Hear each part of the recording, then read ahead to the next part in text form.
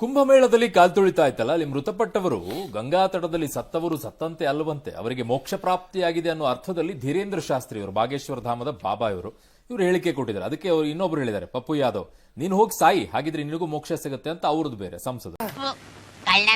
ಹೇಮಾ ಮಾಲಿನಿ ಅವರು ಇದೆಲ್ಲದರೂ ಟೀಕಿಸೋ ಬರದಲ್ಲಿ ವಿವಾದಾತ್ಮಕ ಹೇಳಿಕೆ ಕೊಟ್ಬಿಟ್ಟಿದ್ದಾರೆ. ಕಾಲ್ತುಳಿತ ದೊಡ್ಡ ವಿಚಾರ ಅಲ್ಲ ಅಂತ ಅವರ ಹೇಳಿಕೆ. ಮಧ್ಯೆ ಡಿಸಿಎಂ ಡಿಕೆ ಶಿವಕುಮಾರ್ ಅವರು ಸಹ ಫೆಬ್ರವರಿ 9 ಮತ್ತು 10 ಪ್ರಯಾಗ್ರಾಜ್ಗೆ ಹೋಗ್ತಿದ್ದಾರೆ. ವೈಕುಂಠ ಏಕಾದಶಿ ದಿನ ಬಾಗಲ್ ತೆಗೆದ್ರೆ ಆ ದಿನ ಯಾರಾದ್ರೂ ಮೃತರಾದ್ರೆ ಸ್ವರ್ಗಕ್ಕೆ ಹೋಗ್ತಾರೆ ಅನ್ನೋ ಒಂದು ಭಾವನೆ ಇದೆ. ಹಾಗಿದ್ರೆ ಅದನ್ನ ತಪ್ಪು ಅನ್ಬೇಕಾ? ಯಾಕೆ ಇಷ್ಟೊಂದು ವೇಷ ನಿಮ್ಗೆ?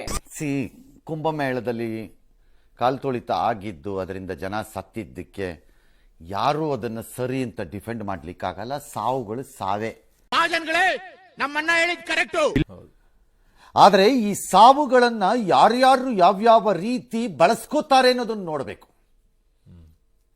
ಸಾವು ಸಾವೇ. ಕುಂಭಮೇಳದಲ್ಲಿ ಸತ್ತ ಕೂಡಲೇ ಪಪ್ಪು ಯಾದವ್ಗೆ ಮೈಯಲ್ಲಿರೋ ರೋಮ ಎಲ್ಲ ನಿಂತು ಬಿಡುತ್ತೆ. ಕಿವಿ ಸಮೇತ ಕಟ್ ಮಾಡ್ಬಿಡ್ತೀನಿ. ಬೇರೆ ಬೇರೆ ಕಡೆ ಆದಾಗ ಸಾವು ಸಾವೇ. ಹಿಂದೂ ವಿರೋಧಿಗಳ ಮನೋಸ್ಥಿತಿ ಇದನ್ನ ಹೀಗೆ ಬಳಸ್ಕೋಬಹುದು ಅಂತ ಬಳಸ್ಕೋತಿದ್ದಾರೆ ಅಷ್ಟೇ. ಇವರು ಟೀಕೆ ಮಾಡಬೇಕು ಅಂತ ಅಷ್ಟೇ, ಇದು ಇನ್ನೇನಿಲ್ಲ.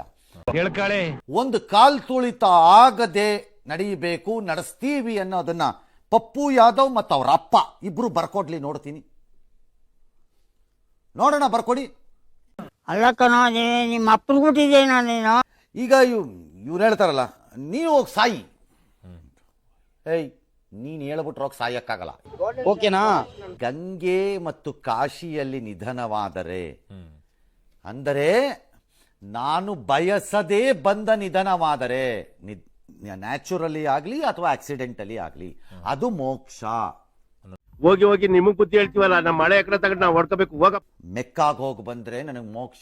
ಮೆಕ್ಕಾಲ್ ಸತ್ತವರು ಇದೇ ಭಾವನೆಯಲ್ಲಿ ಇರ್ತಾರೆ.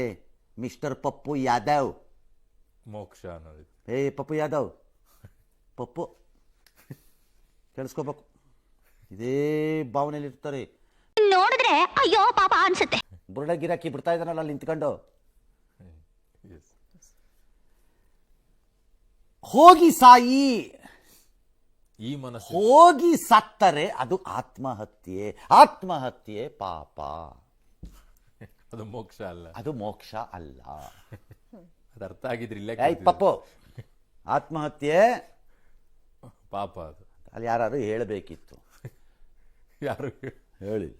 ಹಾಳಾಗೋಯ್ತೀಯ ಎಲ್ಲ ಬಿಟ್ಬಿಟ್ಟು ಬದುಕಲ್ ಡಿಕೆ ಶಿವಕುಮಾರ್ ಹೋಗ್ತಾರೆ. ಹೋಗ್ಲಿ ಬಿಡ್ರಿ, ಇವ್ರ ತಾತನ ಮನೆದ ಯಾಕೆ ಹೋಗ್ಬಾರ್ದಂತೆ? ಅಲ್ಲ ಸರ್, ಮಲ್ಲಿಕಾರ್ಜುನ್ ಖರ್ಗೆ ಅವರು ಹೇಳಿದ್ರಲ್ಲ. ಖರ್ಗೆ ಅವರ in fact I congratulate D K ಶಿವಕುಮಾರ್ಗೆ. ಸಾಧ್ಯ ಆದ್ರೆ ನಾನು ಹೋಗ್ತೀನಿ ಜೊತೆನೆ. ಕರ್ಕೊಂಡೋಗ್ರಿ. ಗಂಟೆ